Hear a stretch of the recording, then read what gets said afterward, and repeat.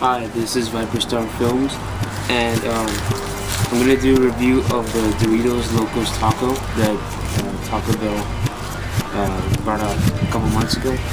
And this is the regular Doritos version. As you can see, it has nacho cheese on this side of the cover and Cool Ranch on this side.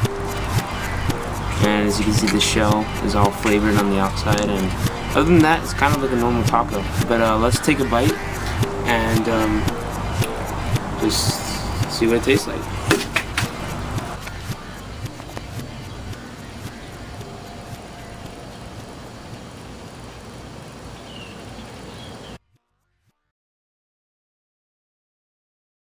I can smell you.